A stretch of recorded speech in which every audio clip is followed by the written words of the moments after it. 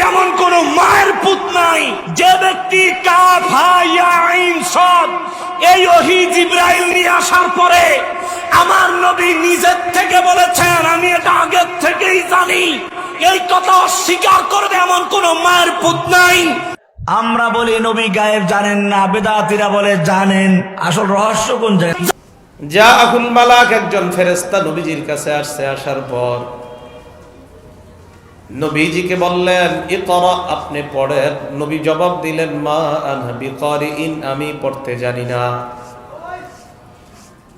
নবী বলেন যখন আমি বললাম আমি পড়তে জানি না, গত্তানি, আমাকে চাপ দিছে। চাপ দেওয়ার পর হাত্তা বালাগা মিন্নি আল জুহদা, আমার প্রচন্ড কষ্ট হয়েছে। ফাআরসালানি, আবার আমাকে ছেড়ে দিয়েছে। চাপ দেওয়ার পর আবার আমাকে ছেড়ে দেয়। প্রিয় দর্শক, এই যে সুন্নি নামধারী কিছু আলেম যারা সুন্নি নামধারী ব্যবহার করে, কিন্তু আসলে তারা কতটুকু সুন্নি এটা আপনারা ভালো করেই জানেন। তাদেরকে নিয়ে নতুন করে কোনো কথা বলার কোনো রুচি আমাদের নেই। তারা চিল্লায়া মহফিলের মঞ্চে নবী নূরের না, নবী গায়েব জানে না, নবী গায়েব জানে না, না নবী নূরের তৈরি না, নবী মাটির তৈরি, এইগুলো নিয়ে শুধু জাতির মাঝে ফাটল ধরানোর চেষ্টা করে। কেন কবরের ভিতরে কি কাউকে প্রশ্ন করা হবে নবী নূরের তৈরি না নবী মাটির তৈরি, নাকি নবী গায়েব জানে নবী গায়েব জানে না? এগুলো তো জাতির সামনে, আম সাধারণের সামনে, যে বেটা রিক্সা চালায়, বেটা ক্ষেত খামারে কাজ করে, ওই বেটারে তো এগুলো বইলা আর এগুলোর ভিতরে একটা দ্বিধাবন্দি লাগাইয়া দুইটা দলের ভিতরে একটা ফাটল ধরিয়ে রাখছে। তাদেরকে যদি জিজ্ঞাসা করেন, এমনি তারা তাদের মাহফিলের মঞ্চে যে চিল্লাইতেছে, দেখবেন যে তারা তাদের মাহফিলের মঞ্চে বলে যে নবী গায়েব জানে, তবে নবীকে আল্লাহ তাআলা যা জানাইছে সেটা তারা জানে।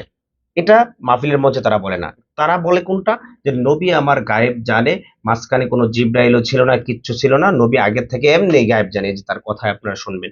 কিন্তু যদি আবার এমনি এক্সট্রা কোনো বয়সে জিজ্ঞাসা করেন, তারা বলবে নবী গায়েব জানে, আল্লাহ তাআলা যা জানাইছে সেটা নবী জানে। এটা তো সমস্ত মানুষই বিশ্বাস করে, যেটা আল্লাহ তাআলা নবীকে জানাইছে ওইটা নবী জানে, এবং নবী ওইটা উম্মতদেরকে বলছে। নবী নিজের থেকে কোনো গায়েব জানে না, এবং নিজের থেকে বানায় কোনো কথা নবী বলে না কখনো। আর এই যে কোরআনের একটা ব্যাখ্যা দিচ্ছে, আপনারা জানেন যখন জিবরাইল আমিন নবীর কাছে আসছে, নবীর কাছে আসার পরে নবীকে বলছে নবী ইকরা, পড়েন। কিন্তু নবী বলেন আনা বিকরাইন, আমি পড়তে জানি না। দ্বিতীয়বার পরে বুকে চাপ দিলেন, পরে আবার বললেন, বললো পড়তে জানি না। চাপ দিলেন, আবার বললেন, বললো পড়তে জানি না। এরপরে যখন নবীকে বললো ইকরা বিসমি রব্বিকাল্লাযী খলাক, যে নবী পড়েন আপনি আপনার রবের নামে, এরপরে নবীজি পড়া শুরু করলেন। তো এর মানে কি বোঝায়? এই সমস্ত দ্বিধাবন্দিগুলো, এই সমস্ত ঝামেলাগুলো জাতির মাঝে তো বলার এবং ফাটল ধরানোর কোনো মানে হয় না। আম মানুষ কিভাবে জান্নাতে যাবে সেটার পথ সহজভাবে বোঝাইয়া দেন, কিভাবে জাহান্নামের পথ থেকে বাঁচবে সেটা কিভাবে বাঁচতে পারে সহজভাবে বোঝাইয়া দেন। এটা নিয়ে জাতির সামনে চিল্লাইয়া ফকিন্নির পুত, আপনি কোন ফকিন্নির পুত এটা থেকে আমাদের জানা নাই। আপনি ঢালাও ভাবে বলতেছেন যে ফকিন্নির পুত, এই সেই বকর চকর, কথায় কথায় কথায় কোনো লাগাম নাই, মুখের জবানের কি বিশ্রী অবস্থা। আল্লাহ মাফ করুক, মাহফিলের মঞ্চে বসে বসে আলেমদের এরকম ভাবে ধোষ ধরা আর আলেমদের বিরুদ্ধে এরকম ভাবে কুচিপূর্ণ কথাবার্তা বলা বন্ধ করেন আপনারা। চলুন আমাদের আরিফ বিন হাবিবেরও কিছু কথা আমরা শুনবো, যে কোরআন নাজিলের কিছু বয়ান শুনবো, এবং নকশবন্দিরও কিছু কথা আমরা শুনবো। চলুন কথা দীর্ঘ না করে শুনে আসি আগে। পৃথিবীর এমন কোন মায়ের পুত নাই যে ব্যক্তি কাফ হা ইয়া আইন সাদ এই ওহী জিবরাইল নিয়ে আসার পরে আমার নবী নিজের থেকে বলেছেন আমি এটা আগে থেকেই জানি, এই কথা অস্বীকার করবে এমন কোন মায়ের পুত নাই। আমরা বলি নবী গায়েব জানেন না, বেদাতীরা বলে জানেন। আসল রহস্য কোন জায়গায়? যারা নবীর ইলমে গায়েবকে অস্বীকার করো, আমরা তোমাদের সামনে দলিল হিসেবে তুলে ধরলাম। কাফ হা ইয়া আইন সাদ দলিল দেয় আমার নবী কোরআন জন্মের মোবারক যখন জমিনে হয়েছে, আল্লাহ দরবার থেকে আসার সময় কোরআন নবীজি সিনায় করে নিয়ে এসেছে। এখন বলবো যে নকশবন্দি তো আপনি এটাও অ্যাডভান্স নিজের থেকে বললেন না। সূরা আল আরাফের 158 নম্বর আয়াত খোল। ফকিন্নির ভোলা, তোরে হাদিস কইলে তুই কস জয়ীফ, হাদিস কইলে তুই কস দুর্বল। যখনই তোর বিরুদ্ধে যায় জাল হাদিস, আর যখন তোর পক্ষে যায় তখন আল হাদিস। এর লিগা কোরআন শরীফের আয়াত দিমু, কোরআন থেকে দলিল দিমু, হিম্মত থাকলে পাল্টায়া দেখা। ঠিক কিনা বলেন? হিম্মত থাকলে জবাব দিয়ে দেখা। জিব্রাইল নবীরে না জানাইলে নবী জানতো না, আল্লাহ জিব্রাইল না জানাইলে জিব্রাইল জানতো না। হেবে খুব জিব্রাইল দিকা হুজুর পড়তেন যদি কাফ, নবী কয় আমি তো আগে ওই জানি। জোরে কন্যা সুবহানাল্লাহ। 5 বার আসছেন, 5 বার সিদরাতুল মুনতাহায় গেছে জিব্রাইল। 5 খবরে নবী বলছেন আলিমতু, আমি জানি, আমি জানি, আমি জানি। এই জন্যই তো বলি নবী ইলমে গায়েবের খবরদাতা। আল্লাহ নবীদের মর্যাদার নাম রাখছে নবিয়ুন। এই মর্যাদার নামের অর্থ হচ্ছে অদৃশ্যের সংবাদদাতা। সূরা বাকারার প্রথম পৃষ্ঠায় আল্লাহ কয় সর্বপ্রথম ঈমানদার তারা আল্লাযীনা ইউমিনুনা বিল, জোরে বলেন, আল্লাযীনা ইউমিনুনা বিল বিল বিল বিল। আল্লাহ পাকের গায়েবের উপর যে ব্যক্তি বিশ্বাস করবে সে হলো ঈমানদার। প্রথম শর্ত, আল্লাহর কোন গায়েব? যেসব গায়েবের খবর আমার নবী দিয়েছে। জিব্রাইল যে নবীর শিক্ষক বানাইতে তোমার আপত্তি নাই। আল্লাহ রাব্বুল ইজ্জাত খোদ নিজে নবীর শিক্ষক সূরা আর রহমানে দাবি করেছেন, সে জায়গায় তোমার আপত্তি। তো তুমি হইলা ওই ব্যক্তি রাসূলের শানে গেলেই তোমার কলিজা আগুন লেগে যায়। খাদিজা আমার নির্জনতা করতে পছন্দ হয়, আমার মন চায় আমি নির্জনতা অবলম্বন করি, আমি কোথাও গিয়ে একা একা কাটাইতে মন চায়। নির্জনতা অবলম্বন আমার কাছে খুব ভালো লাগে। কোথাও গেলে আমি যদি একা থাকতে পারতাম এটা আমার কাছে ভালো লাগতো।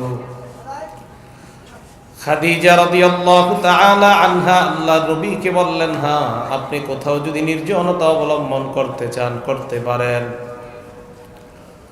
কানা ইয়ালহাকু বিগারি হিরা, আল্লাহর নবী হিরা পর্বতে যাওয়া শুরু করলেন। ওয়ায়াতাজাওয়াদু লিযালিকা, হিরা পর্বতে যাওয়ার সময় খাবার নিয়ে যায়। খাবার শেষ হওয়ার পর আবার খাদিজার কাছে আসতেন। ওয়ায়াতাজাওয়াদু বিমিসলিহা, আবার খাবার নিয়ে হিরা পর্বতে চলে যেতেন। এইভাবে চলতে চলতে 1 মাস, কোন বর্ণনায় 6 মাস পর্যন্ত হিরা পর্বতের মধ্যে কেটে যায়। হাত্তা ফাজিআহুল হক, হঠাৎ একদিন ওই হিরা পর্বতে আল্লাহর নবীর সামনে হক তথা সত্য বাণী উপস্থিত হয়ে যায়। হক উপস্থিত হয়ে গেছে। জাআহুল মালাক, একজন ফেরেশতা নবীজির কাছে আসছে। আসার পর নবীজিকে বললেন ইকরা, আপনি পড়েন। নবী জবাব দিলেন মা আনা বিকারিইন, আমি পড়তে জানি না। নবী বলেন যখন আমি বললাম আমি পড়তে জানি না, গত্তানি, আমাকে চাপ দিছে। চাপ দেওয়ার পর হাত্তা বালাগ মিন্নি আল জুহদা, আমার প্রচন্ড কষ্ট হয়েছে। ফা আরসালানি, আবার আমাকে ছেড়ে দিয়েছে। চাপ দেওয়ার পর আবার আমাকে ছেড়ে দেয়। এবার আমাকে বললেন ইকরা, পড়ুন। আমি বললাম মা আনা বিকারিইন, আমি পড়তে জানি না। আবার আমাকে একটা চাপ দেয়। চাপ দেওয়ার পর আবার আমাকে ছেড়ে দেয়। আবার বললেন ইকরা, পড়েন। আমি বললাম আমি পড়তে জানি না। গত্তানি সালিসা, তৃতীয়বার আবার আমাকে চাপ দেয়। চাপ দেওয়ার পর আরসালানি, আমাকে ছেড়ে দেয়। ছেড়ে দেওয়ার পর বললেন ইকরা বিসমি রাব্বিকাল্লাযী খালাক, পড়েন আপনার রবের নামে, যে রব আপনাকে সৃষ্টি করেছেন ওই রবের নামে পড়েন। নবী বলেন যেই মাত্র বললেন রবের নামে পড়ার জন্য, আমি সূরা আলাকের একসাথে 5টা আয়াত তেলাওয়াত করলাম। রবের নামে পড়েন। কার নামে? রব। রবের নামে পড়েন। নবীজি বলেন আমি পড়লাম। পড়ার পর হেরা পর্বত থেকে আমি নেমে আসলাম। নেমে আসার পর এইভাবে পিছন ফিরে তাকাইলাম। তাকায় দেখি ওই লোকটা এখনো, যিনি আমারে পড়তে বলছে, আর দেখি বিশাল বড়। মনে হচ্ছে উনি বসে আছে আসমান জমিনের মাঝখানে। যত জায়গা প্রয়োজন এই জাতীয় জায়গা তার দরকার হচ্ছে, এত বড় দেখা যায় তাকে। তো আমি ওনারে দেখি আর সামনে যাই। বাসায় গেলাম, যাওয়ার পর হাদিসে আসছে তারজুফু বাওয়াদিরুহু, বাওয়াদির বলা হয় গর্দানের এই গোস্তগুলা ভয়ে কাঁপতেছিল, এইটাকে বলা হয় বাওয়াদির। তারজুফু বাওয়াদিরুহু, নবীর গর্দানের এই গোস্তগুলা কাঁপতেছিল ভয়ে। বাসায় গেলেন, যাওয়ার পর খাদিজা রাদিয়াল্লাহু তাআলা আনহাকে বললেন জাম্মিলুনি জাম্মিলুনি, খাদিজা আমাকে তাড়াতাড়ি বস্ত্রাবৃত করো, চাদর দিয়ে ঢাকো, তাড়াতাড়ি লেপ কম্বল দিয়ে আমাকে ঢাকো। ফাজাম্মালুহু, পরিবারের সদস্যরা আল্লাহ নবীকে ঢাকলেন। ঢাকার পর হাত্তা যাহাবা আনহুর রাউ, নবীর ভীতি যখন চলে যায়, খাদিজা রাদিয়াল্লাহু তাআলা আনহাকে আল্লাহ নবী বললেন, খাদিজা লাকাদ খাশিতু আলা নাফসি, আমার ভয় হয়, আমার জীবনের উপর আমার ভয় হয়, আমার জীবনটার উপর আমার আশঙ্কা হয়, কেউ মনে হয় আমাকে মেরে ফেলতে চায়। খাদিজা রাদিয়াল্লাহু তাআলা আনহা জবাব দিলেন, কাল্লা ওয়াল্লাহ, কখনো না, আল্লাহর কসম, লা ইউখজিকাল্লাহু আবাদা, আল্লাহ কখনো আপনাকে লাঞ্ছিত করবে না। ফাইন্নাকা তাসদুকুল হাদিস, আপনি সত্য কথা বলেন, কখনো আপনি মিথ্যা বলেন না। তাকসিবুল মাদুম, আপনি অসহায় মানুষের পাশে দাঁড়ান। ওয়া তাকরিদ দাইফা, আপনি মেহমানদারি করেন। ওয়া তাসিলুর রহিমা, আপনি আত্মীয়তার সম্পর্ক রক্ষা করেন। ওয়া তুঈনু আলা দাওয়াইবিল হক, যারা সত্যের উপর চলতে চায় তাদেরকে আপনি সহযোগিতা করেন। ওয়া তাহমিলুল কাল্লাহ, যারা বোঝা বহন করতে পারে না তাদের বোঝা আপনি বহন করে দেন। এই কথা বলার পর খাদিজা বললেন, এমন গুণাবলী আপনার মাঝে আছে যেই গুণগুলা থাকার কারণে আমি খাদিজা আপনাকে বলে দিলাম, আল্লাহ আপনাকে লাঞ্ছিত করবে না, আপনি কোনো চিন্তা করবেন না। আল্লাহ নবী বললেন, খাদিজা আমার ভয় হয়।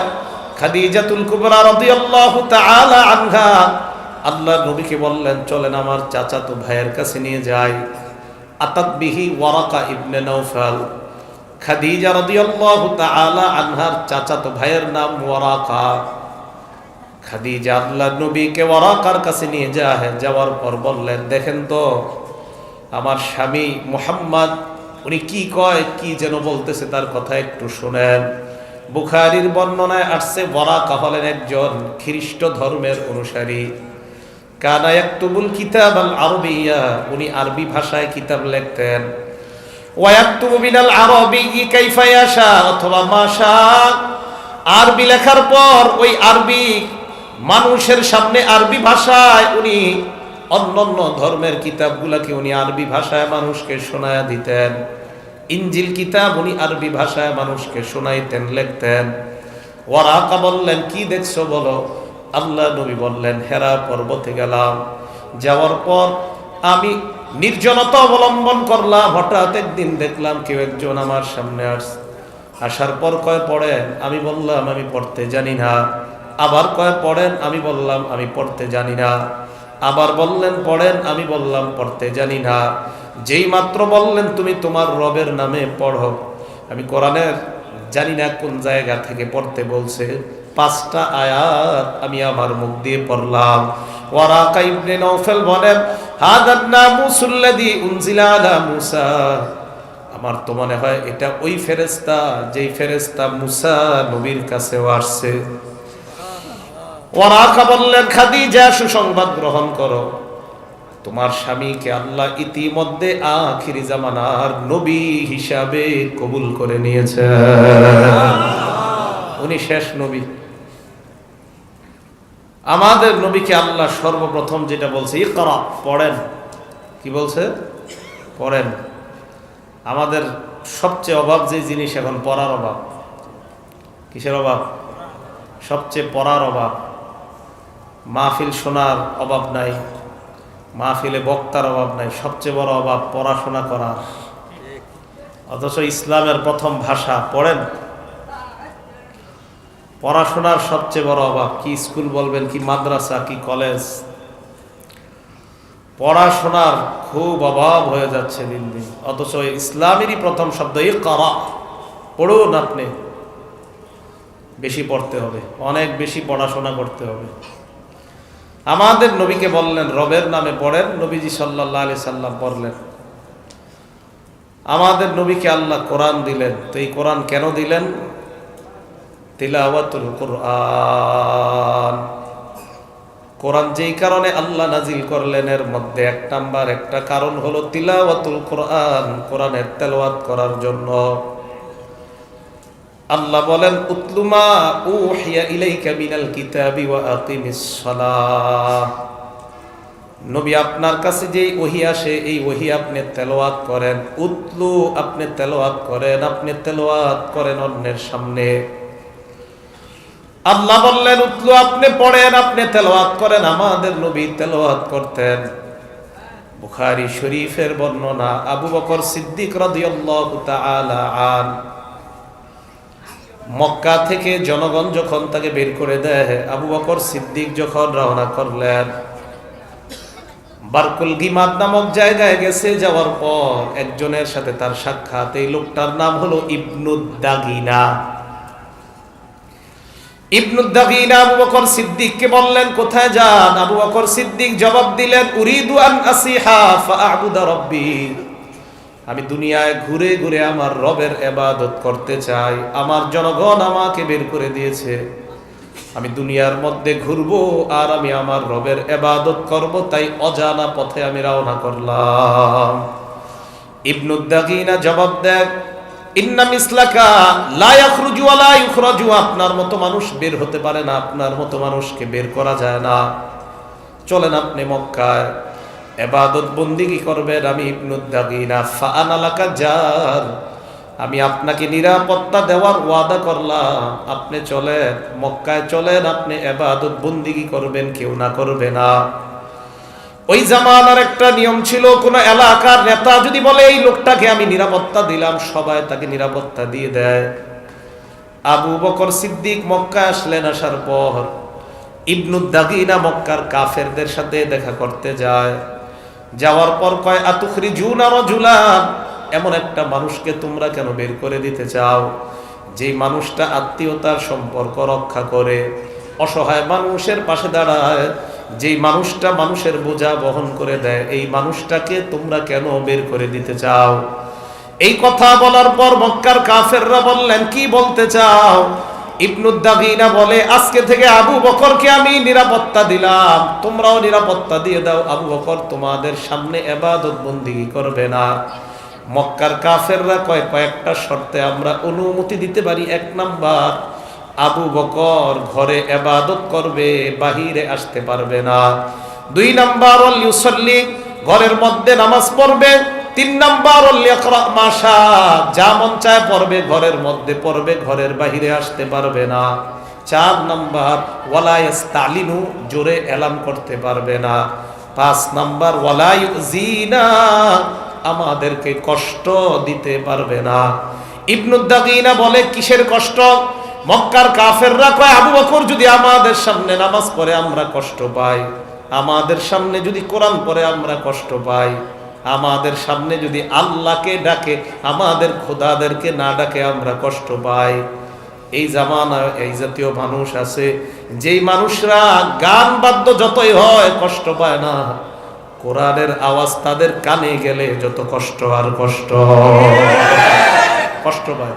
দেখেনি বুখারীর হাদিসে আসছে, কাফেররা কয় ওয়ালা ইউজিনা বিজালিক, আমাদেরকে যেন কষ্ট না দেয়। কয় কিসের কষ্ট? কয় ও কোরআন বললে আমরা কষ্ট পাই, ও ইবাদত করলে আমরা কষ্ট পাই, আমাদেরকে কষ্ট দিতে পারবে না। আর কয় জোরে জোরে এলান করতে পারবে না। তো ইবনুদ দাগিনা কয় আচ্ছা তোমরা তাকে ইবাদত করতে দিতে চাও না কেন? সে ইবাদত করলে কি সমস্যা? মক্কার কাফেররা জবাব দেয় খশিনা আইয়াফতিনা নিসাআনা ওয়া আবনাআনা, আমাদের ভয় হয় আমাদের সন্তানরা, আমাদের নারীরা আবু বকরের সামনে যখন যাবে, আবু বকর কোরআন তেলাওয়াত করলে আমাদের বিবিরা, আমাদের ছেলেরা আবু বকরের সামনে যাবে। যাওয়ার পর আমাদের টেনশন, আবু বকরের কোরআন তেলাওয়াত শুই না, না জানি আমাদের বিবি আর আমাদের সন্তানরা মুসলমান হয়ে যায়, এটাই হলো আমাদের ভয়। ভয় কি? আবু বকরের কোরআন তেলাওয়াত শুনলে কাফেররা চিন্তা করে আমাদের বিবিরা, আমাদের সন্তানরা যদি মুসলমান হয়ে যায়, এই ভয়ে আমরা চাই না আবু বকর বাহিরে ইবাদত করুক। খুব মন দিয়ে শোনেন হাদিসটা। তো আবু বকর সিদ্দিক রাদিয়াল্লাহু তাআলা আনহুরে ইবনু দাগিনা গিয়ে বললেন, এই শর্তে তুমি ইবাদত করতে পারবা। ফাতাফিকা আবু বকরিন, আবু বকর সিদ্দিক সম্মত হলেন। কি? আইয়াবুদা রাব্বাহু ফি দারি, এক ইবাদত ঘরে করবে, ওয়াল ইউসাল্লি, নামাজ ঘরে পড়বে, ওয়াল ইয়াকরা মা শাআ, ঘরে কোরআন তেলাওয়াত করবে, বাহিরে করবে না। সব মেনে নিলেন। অনেক দিন হয়ে গেছে এইভাবে। একদিন আবু বকর সিদ্দিক চিন্তা করলেন, দীর্ঘদিন ঘরের ভিতরে ইবাদত করলাম, আজকে একটু বাহিরে করি, সমস্যা কি? বেশি দূরে না, ঘরের বাহিরেই।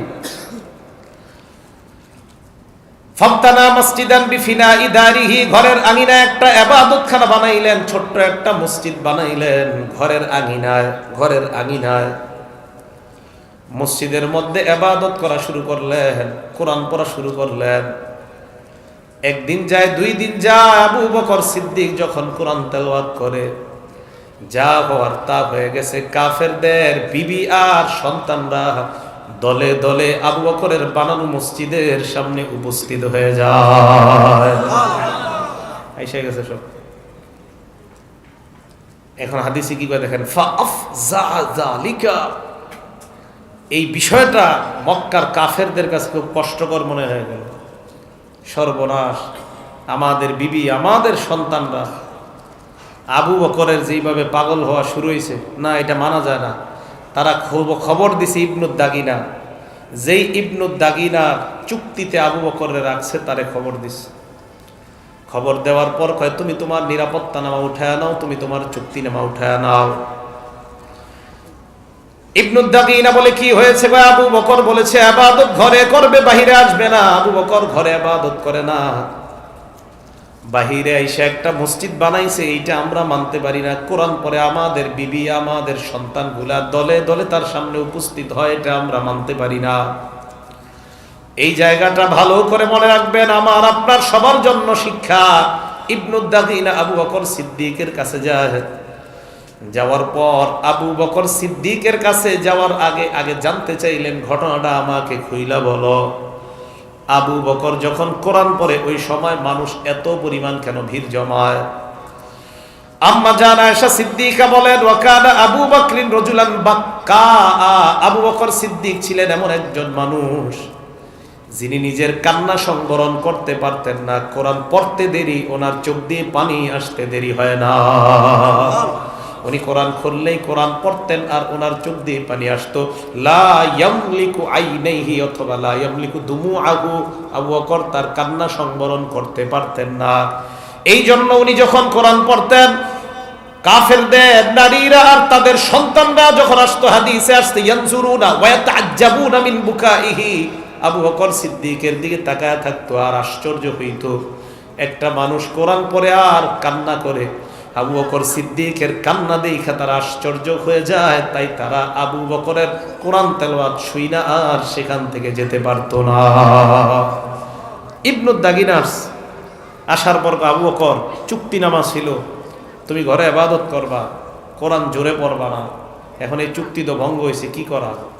আবু বকর কয়, কি বলতে চাও সেটা বলো। কয়, বলতে চাই আমি আমার চুক্তিনামা উঠায় নিলাম, আজকের পর আমার চুক্তিনামা আর নাই। যদি ঘরে ইবাদত করো চুক্তি আছে, ঘরে যদি না করো চুক্তি নাই। আবু বকর সিদ্দিক যে জবাবটা দিস, এই জবাব আমার আপনার জবাব হবে মরণ পর্যন্ত। আবু বকর সিদ্দিক জবাব দেয়, আরুদ্দু জিওয়ারাক, তোমার নিরাপত্তা নামা আমি তোমারে ফিরিয়ে দিলাম। আরদা বিজিওয়ারিল্লাহ, আল্লাহর নিরাপত্তায় আমি খুশি হয়ে গেলাম। তোমার কোন নিরাপত্তা নামা আমি চাই না। আল্লাহ আমাকে যে নিরাপত্তা দেয়, আল্লাহ আমাকে যে আশ্রয় দেয়, আমি আল্লাহর আশ্রয়ে সন্তুষ্ট। বলেন মুসলমান, আমাদের উপর যদি অস্ত্র ধরা হয় আর আমাদেরকে যদি বলা হয় আল্লাহরে ছেড়ে দাও, কোরআন ছেড়ে দাও, ইসলাম ছেড়ে দাও, আমরা বলবো দুনিয়া ছাড়তে রাজি আছি, তোমাদের লোভনীয় প্রস্তাব আমরা ছাড়তে রাজি আছি, কিন্তু আল্লাহ ছাড়তে রাজি না। এটা হবে মুসলমানের জবাব। আবু বকর সিদ্দিক রাদিয়াল্লাহু তাআলা কার নিরাপত্তা গ্রহণ করলেন? আল্লাহর নিরাপত্তা গ্রহণ করলেন। এই জন্য বলেন তো আমরা কার নিরাপত্তা চাই? তো উনি যখন কোরআন পড়তেন এই অবস্থা হইতো। কোরআন আপনারা পড়েননি? ডেলি পড়েন?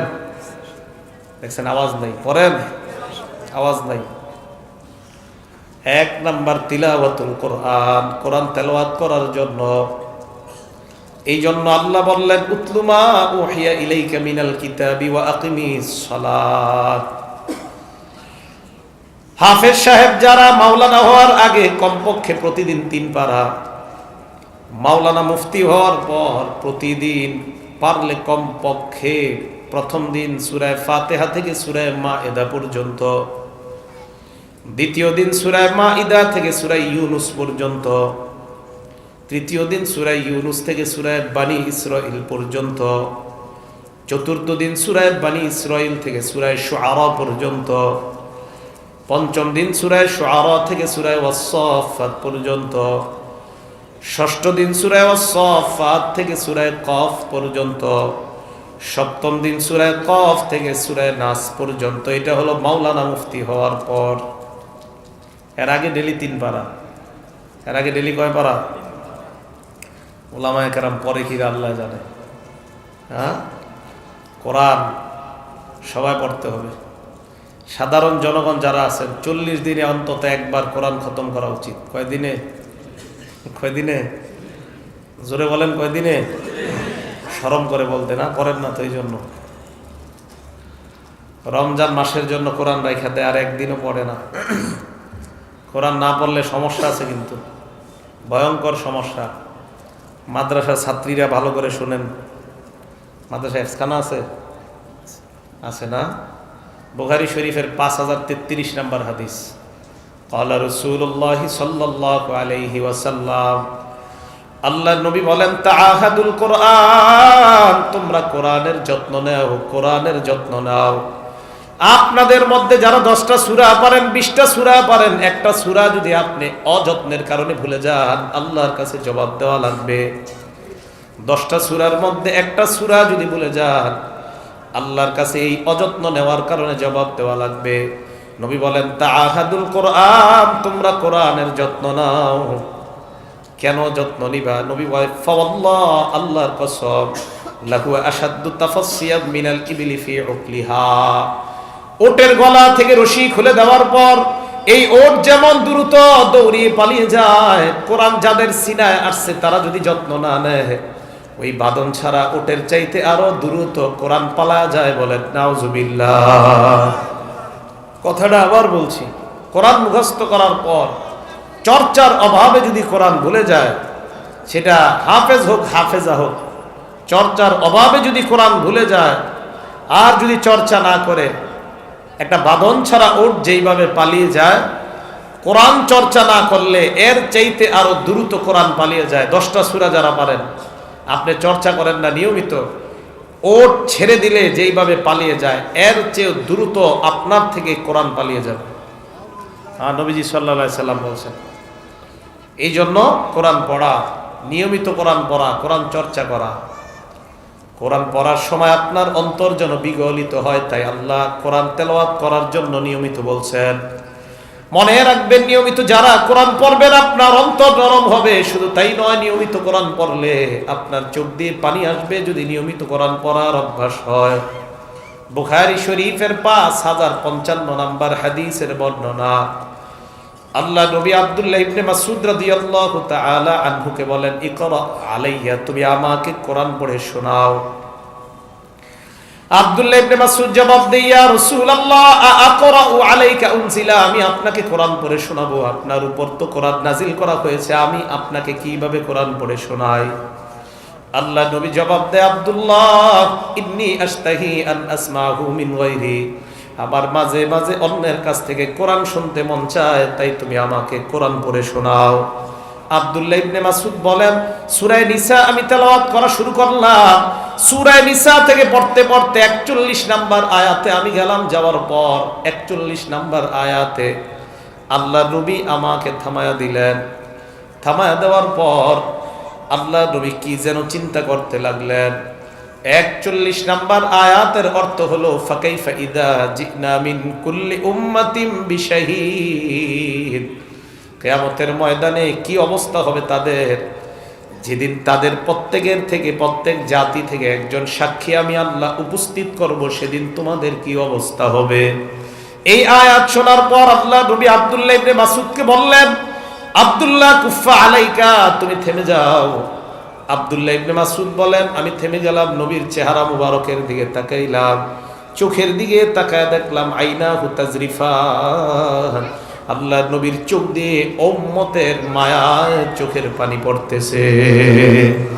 এই জন্য কোরআন যখন আপনি পড়বেন, কোরআনের কিছু কিছু জায়গা অর্থ বুঝার পর ওই জায়গাগুলোতে আপনার চোখের পানি আসবে। তাই কোরআন আল্লাহ নাজিল করছেন 1 নাম্বার তিলাওয়াতুল কোরআন, কোরআনের তেলাওয়াত করার জন্য। 2 নাম্বার গবেষণা করার জন্য। সূরা সাদের মধ্যে আল্লাহ বলেন, কিতাবুন আনজালনাহু ইলাইকা মুবারাকুল লিয়াদাব্বারু আয়াতি, এই কোরআন এমন একটা কোরআন আমি তোমাদেরকে দিলাম, এটা বরকতপূর্ণ কোরআন, যেন কোরআন নিয়ে গবেষণা করতে পারে। ওয়ালিয়াতাযাক্কারু উলুল আলবাব, গবেষণা করে আর জ্ঞানীরা যেন উপদেশ গ্রহণ করতে পারে। তাই এই কোরআন আমি নাজিল করলাম। এই জন্য কোরআন আল্লাহ নাজিল করলেন তেলাওয়াত করার জন্য। তাহলে বলেন, নিয়মিত কোরআন তেলাওয়াত করা আমাদের দরকার আছে না নাই? নিয়মিত কোরআন পড়া, কোরআন পড়বেন, অন্তর বিগলিত হবে। কোরআন শিখছেননি সবাই? হ্যাঁ, শিখছেন? শুদ্ধভাবে পড়তে পারবেন সবাই? পারবেন? কোরআন শিখতে হবে সঠিক জায়গা থেকে। ভুল জায়গা থেকে কোরআন শিখলে ঝামেলা পড়বেন। সঠিক শুদ্ধ উচ্চারণ যারা পারে তাদের কাছ থেকে কোরআন শিখবেন। পানি দেন তো। সঠিক উচ্চারণ যারা পারে তাদের কাছ থেকে কোরআন শিখবেন। বুখারী শরীফের 4999 নম্বর হাদিস, ক্বালা রাসূলুল্লাহ সাল্লাল্লাহু আলাইহি ওয়াসাল্লাম, আল্লাহ নবী বলেন, খুজুল কুরআন মিন আরবাআতিন, 4 জন থেকে তোমরা কোরআন শিখবা। 1 নাম্বার বিন আব্দুল্লাহ ইবনে মাসউদ রাদিয়াল্লাহু তাআলা আন, নবী বললেন আব্দুল্লাহ ইবনে মাসউদের থেকে তোমরা কোরআন শিখো। 2 নাম্বার ওয়াসালিম, হযরত সালেম থেকে তোমরা কোরআন শিখো। 3 নাম্বার মুআজ ইবনে জাবাল, 4 নাম্বার উবাই ইবনে কাব রাদিয়াল্লাহু তাআলা আনহুম। আল্লাহ নবী বললেন এই 4 ব্যক্তি থেকে তোমরা কোরআন শিখবা। এই হাদিস দ্বারা বোঝা যায় আপনাদের মধ্যে যে আলেমের কোরআন পড়া বেশি শুদ্ধ, ওই আলেমের কাছ থেকে, ইমামের কাছ থেকে, মুয়াজ্জিনের কাছ থেকে কোরআন শিখে নেওয়া এটা আপনাদের দায়িত্ব, কর্তব্য। যদি কোরআন শিখেন, 2টা আয়াত যদি শিখতে পারেন কোরআনের, জোরে বলেন কয়টা? আবু দাউদ শরীফের বর্ণনা 1456 নম্বর হাদিসে আল্লাহ নবী বলেন, মদিনার 2টা বাজার, একটা বাজারের নাম বুতহান আর একটা বাজারের নাম আকিক বাজার। এই 2 বাজারে যাওয়ার পর 2টা উট কিনে আনার পর এই 2 উটের মালিক হওয়া যেমন তোমাদের কাছে মর্যাদার। মসজিদে যাইবা, যাওয়ার পর কোরআনের 2টা আয়াত তোমরা শিক্ষা করবা।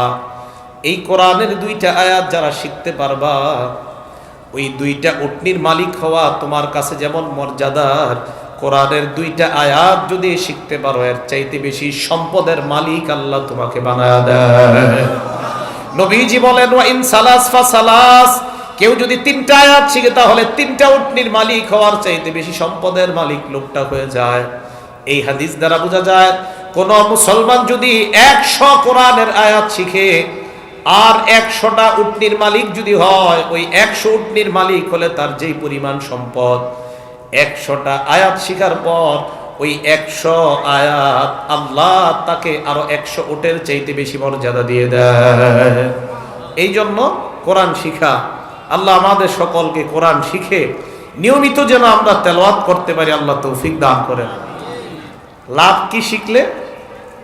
ক্বালা রাসূলুল্লাহ সাল্লাল্লাহু আলাইহি ওয়াসাল্লাম, নবীজি বলেন, খায়রুকুম মান তাআল্লামাল কুরআনা ওয়া আল্লামা, তিরমিজি শরীফের 2909 নম্বর হাদিসের বর্ণনা, আল্লাহ নবী বলেন, তোমাদের মধ্যে সর্বোত্তম ওই ব্যক্তি যে ব্যক্তি কোরআন শিখে অন্যকে শিখায়। বৃষ্টি আসতেছে? ও আচ্ছা আচ্ছা আচ্ছা। এখানে কি তেরবাল দেওয়া আছে? আচ্ছা। নবী সাল্লাল্লাহু আলাইহি সাল্লাম বলেন, তোমাদের মধ্যে সর্বোত্তম ওই ব্যক্তি যে কোরআন শিখে অন্যকে শিখায়। কি করা? বিসমিল্লাহ।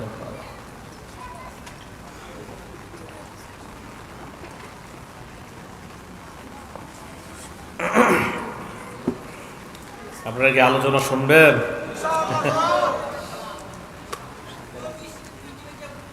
না, তো আবেগের কথা।